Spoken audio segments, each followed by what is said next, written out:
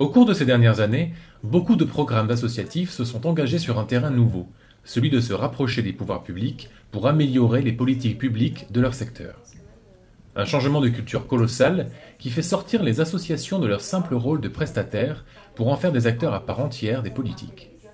C'est sur cette volonté de changement que s'est construit le Procopil, dans des contextes politiques qui peinaient à reconnaître la place d'une société civile émergente. Alors comment opérer ce rapprochement ? Nous revenons ici sur l'un des moyens de rapprochement développés par le programme, la formation.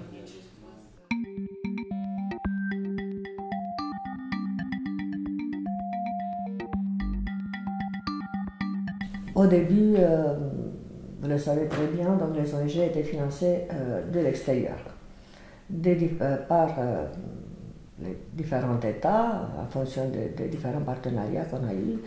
France, Grande-Bretagne, je ne sais pas, donc beaucoup d'ONG, y compris ONG américaines. C'était une sorte d'explosion vraiment du fonctionnement, de la création et du fonctionnement des ONG en Roumanie. Et la protection de l'enfance a été l'un des terrains les plus peuplés, disons, par des ONG. Ils ont commencé à offrir des activités ou des services immédiats, en urgence, de donner, de répondre aux problèmes des personnes, des adultes, des enfants, à ce moment-là, qui était une sorte de réponse immédiate. Du coup, et là, à mon avis, là, c'était une erreur de notre côté, des associations. Pourquoi?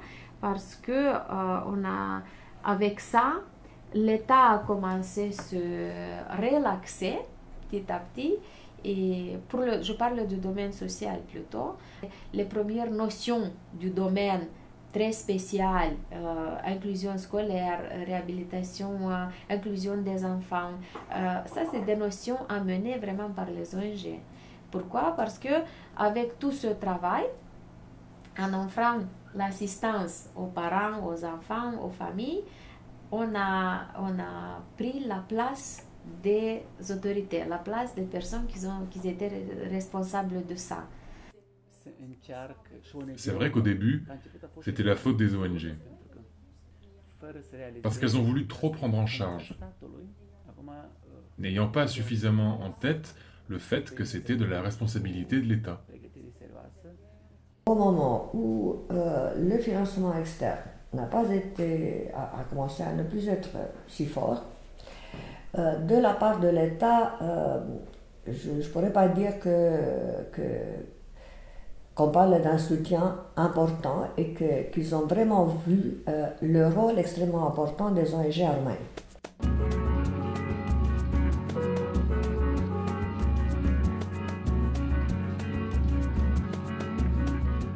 Comment on passe de la main d'organisation de la société civile qui était tellement présente à un système où ce sont les autorités publiques qui travaillent avec la société civile en partenariat, mais que ce soit les autorités qui prennent la main, qui peuvent superviser, qui réalisent le travail d'organisation dans le pays. Le plus difficile, c'est de changer les visions, les points de vue, les mentalités.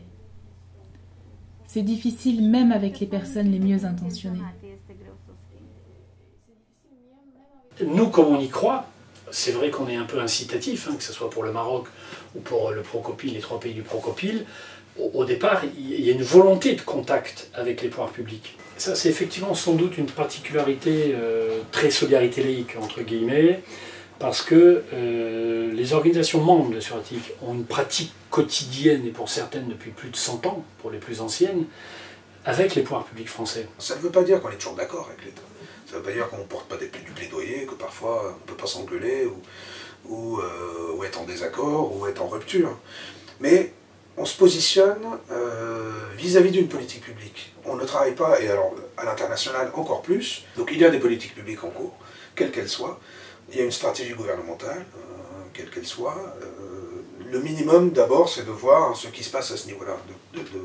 Et donc de nous positionner en fonction de ça.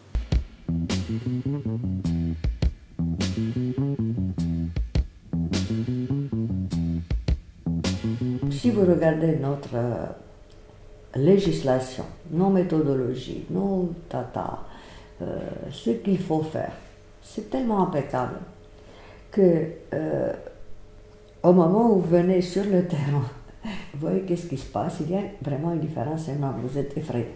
On n'a pas essayé par Procopil changer la législation, on a essayé de changer les pratiques et puis changer la législation, venir avec des bons exemples au niveau pratique et changer au niveau central quelque chose. Parce qu'en Roumanie, en fait, la mentalité, c'est il faut changer la législation. On a changé la législation chaque année. Chaque année, on a changé une législation. Ou santé, ou éducation, ou protection de l'enfant. On a changé chaque année une législation. Mais ce n'est pas ça le problème de la Roumanie. Le problème, il y a en fait une mentalité qui est discriminatoire.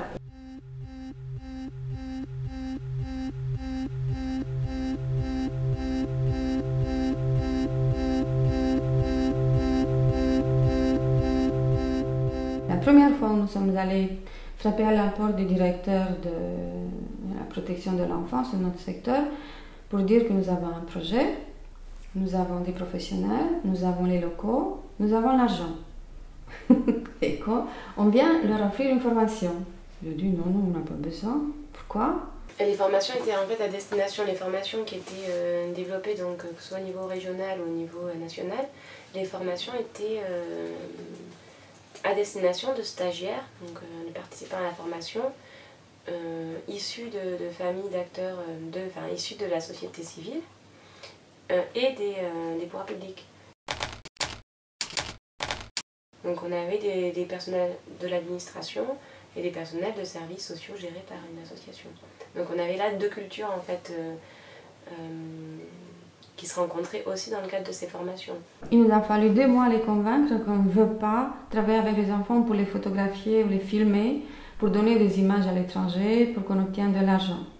Donc c'était vraiment une réaction défensive de la part des institutions, tant pour les formations que pour l'accès direct aux bénéficiaires. Après quelques années, ils sont arrivés à nous demander, eux, si en automne on recommence le projet. Mais il a fallu au moins 5 ans pour qu'on ait une réaction comme ça. Pendant 5 ans, nous étions tolérés. Il n'y a pas un autre mot. Nous nous sommes approchés à travers les enfants. Une fois qu'ils ont reconnu notre travail avec les enfants, on a pu leur proposer des formations. Je considère que j'ai été avantagée par ces cours de formation parce que si l'on reste uniquement dans le système public, on perd beaucoup de choses. Les personnes issues des initiatives privées, associatives, sont souvent plus professionnelles.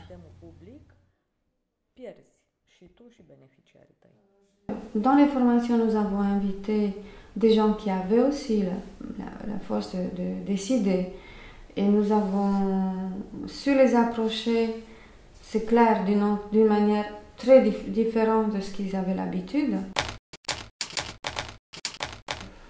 Parce que dans les formations que nous avons fournies, c'est clair, on a pris le modèle qu'on a eu des formateurs étrangers. Pour le côté pratique, interactif. Quand on a donné des cours de formation en partenariat public-privé, on a pu dire, voilà, ministère du Travail, nous, la fédération, par l'intermédiaire d'un projet, on a fait ça. On a formé votre professionnel. Nous, les ONG, on pourra vous aider. Si on sait très bien que c'est votre rôle, nous venons vous aider, mais il faut que le ministère reconnaisse que les ONG sont professionnels et que les ONG travaillent en partenariat public-privé.